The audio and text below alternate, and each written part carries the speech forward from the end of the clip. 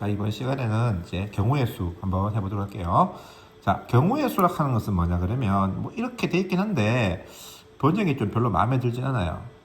자, 경우의 수는 결국은 카운팅이나 카운터, 센다, 헤아린다라는 말이 되겠죠. 그래서 할 수 있는 게 전부 다 몇 가지가 있느냐, 전부 다 세알려서 봐라 이 말이에요. 전부 다 세알려 보면 몇 개다 이 말입니다. 1학년 일반 학생이 몇 명이냐, 한 명씩 다 세알려 1번, 2번, 3번, 4번 해보니까 25명이다 이렇게 나오는 거라 이 말이에요. 그래서 결국 경우의 수는 그렇게 카운팅 하는 건데 노가다 하는 건 노가다. 근데 이 수학이라 하는 과목 자체가 노가다를 안 하려고 하는 게 수학이잖아요. 그렇죠? 그래서 이제 뭐 우리가 어떻게 하다 보니까 노가다를 안 하고 할 수 있는 방법이 없을까에 대해서 이제 고민을 하는 거예요. 그래서 거기에서 이제 공식들과 패턴을 만들어내는데 시험 나왔을 때 자신 있으면 그냥 찾아보세요. 하나씩 이렇게 찾아보는 방법을 갖다가 우리가 뭐라 그러냐 그러면은 수형도라 그래요. 나무 숫자를 써 트리라 트리. 이렇게 처음에 갈 수 있는 게 세 가지. 무슨 말이냐 그러면은 저 주사위를 갖다가 주사위 2번 던진다. 그럼 전체 결과 몇 가지 나오느냐? 첫 번째는 1, 2, 3, 4, 5, 6, 6가지가 나오고 두 번째 또 1, 2, 3, 4, 5, 6, 6가지 나온다고. 이걸 갖다 이렇게 세로로 돌리면 마치 요렇게 요런 모양으로 간다. 그쵸? 그래서 요런 모양 갖다가 이제 우리가 거꾸로 하면 되겠네. 그치?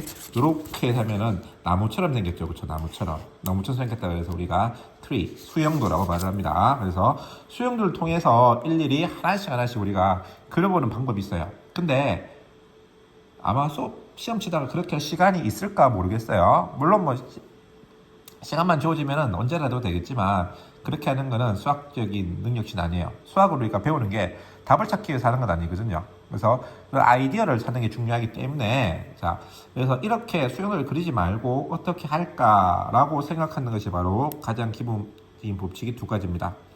합의 법칙, 곱의 법칙.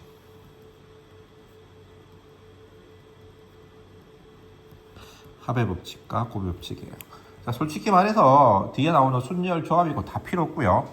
합의 법칙하고 곱의 법칙만 여러분들이 완벽하게 자기 걸로 만들면요, 뒤에 거는 공식이 아무런 필요가 없습니다.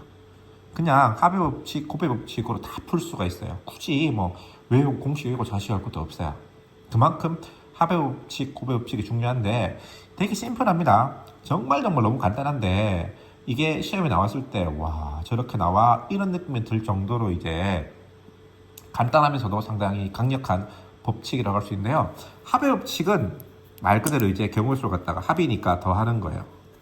곱의 법칙은 곱하는 겁니다. 그래서 하나에 우리가 경우의 수를 구한 다음에 두 개를 더하기도 하고 곱하기도 하는데 언제 더하고 언제 곱하는지에 대해서 한번 해보자 이런 말입니다. 자, 합의 법칙은 기본적으로 언제 하면 또는 이렇게 또는 합집합이라고 생각하면 돼요. 집합에서 말하는. 그래서 뭐 1반 또는 2반에서 안경을 낀 학생 수 이렇게 한다 이 말이에요. 1반 또는 2반에서 안경을 낀 학생 수가 몇 명이냐 전부 헤아려 봐라 이런 말이에요. 그럼 원칙적으로 어떻게 해야 돼요? 1반 또는 2반이니까 두 개를 이렇게 합쳐야 되겠죠. 그렇죠? 합집합을 해놓은 다음에 해서 거기서 카운팅 해야 되는데 그게 아니고 1반 따로 하자 말이에요. 2반 따로 하자 말이죠. 그래서 1반 따로 2반 따로 한 다음에 두 개를 뭐 하면 된다? 더하면 된다라는 거죠. 자, 근데 여기서 두 개를 더할 수 있는 이유에 대해서 잘 알아줘야 돼요. 왜 두 개를 더할 수 있냐 그러면 또는이긴 한데 1반하고 2반이 뭐인 경우에요, 두 개가 공통 부분이 없죠. 무슨 말이냐? 1반이면서 2반의 친구는 없어요. 그렇죠? 그렇기 때문에 우리가 이렇게 공통 부분이 없는 두 사건이라고, 사건. 뭐 우리가 집합이란 말 대신에 이제 여기서는 사건이란 말을 쓰는데 거의 똑같은 개념이라고 생각하시면 돼요. 그래서 1반이 되는 사건, 2반이 되는 사건, 뭐 집합이 관계없습니다. 거기에서 소위 말하는 공통 부분이 없을 때 서로소 뭐 이런 거예요. 서로소. 집합으로 말하면 서로소고, 사건에서는 두 개가 무슨 사건이라 배반 사건이라고 해요. 똑같은 말이에요. 배반 사건이란 말은 집합에서 서로소란 말과 똑같습니다. 그래서 어쨌든 두 개가 이렇게 동시에 일어나는 사건이 아닌 경우에, 동시에 일어나는 집합이 아닌 경우에 A 또는 B의 경우의 수를 구하시오. 그러면 두 개를 더하면 된다라는 거예요. 자, 그 다음에 곱의 법칙인데요. 자, 요건 생각 잘 해줘야 돼. 곱의 법칙 이고이긴 한데, 요거는 여러분들이 꼭 생각해 줄 게 뭐냐 그러면 교집합은 아닙니다. 교집합 AND의 개념이 아닙니다, 이거. 이고이긴 한데 AND가 아니고, 이고가 어떻게 되냐, AND가 아니고 뭐냐 그러면은 before 또는 after 이렇게 됩니다. before 또는 after.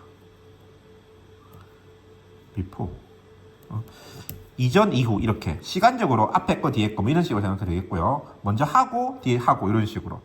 그래서 이고이긴 한데 우리가 기본 and 동시에 두 개가 이렇게 두 개 겹치는 부분은 이건 아니고요. 선후의 관계가 살짝 있는데 자 이런 말입니다. 자 A, B, C가 있는데 A에서 B로 가는 방법의 수가 두 가지가 있고요. B에서 C로 가는 방법의 수가 세 가지가 있어요.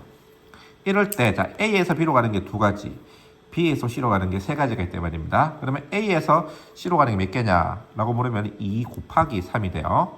왜? 여기서 A에서 B로 가는 게 두 가지고 그 다음에 B에서 C로 가는 게 세 가지일 때 2 곱하기 3. 이게 동시에 소위 말해 교집합 부분 아닌 거죠, 분명하게. 얘랑 공통분이 있을 수가 없잖아요, 그렇죠? 그래서 이렇게 갔다가 이렇게 가는 거. 그래서 뭐 예를 들어 이걸 1, 2, 3, 4, 5라고 말을 하면요. 경우의 수는 어떻게 되냐 그러면 만약 합의 법칙을 구하라 그러면 얘는 1, 2 집합으로 말하면 3, 4, 5 이게 합집합이잖아요, 그렇죠? 그래서 합의 법칙 할 때는 이렇게 합집법을 쓰면 되는데 곱의 법칙 할 때는 어떻게 쓰냐 그러면 이렇게 써줘야 돼요.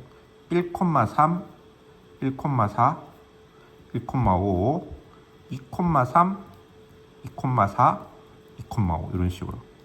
그래서 곱의 법칙에서의 의미는 이런 의미를 가지는 거예요. 아마 조건 예시법 할 때 비슷한 문제 했을 거예요. 이런 의미를 가진다는 겁니다. 그래서 일단은 오늘 할 때는 합의 법칙과 곱의 법칙이 어떤 것인지만 기본적으로 해놓고요. 문제 풀 때는 조금 더 어렵게 될 것 같아요. 그래서 합의 법칙, 곱의 법칙 어떻게 될 것인가 잘 보시고 시험 문제 냈을 때 선생님이 미리 말을 해주면 시험 문제 냈을 때 가장 어려운 문제가 합의 법칙과 곱의 법칙을 쓰는 문제가 될 것입니다. 그래서 꼭 여러분들 문제 풀 때 기억을 해주시기를 권장합니다.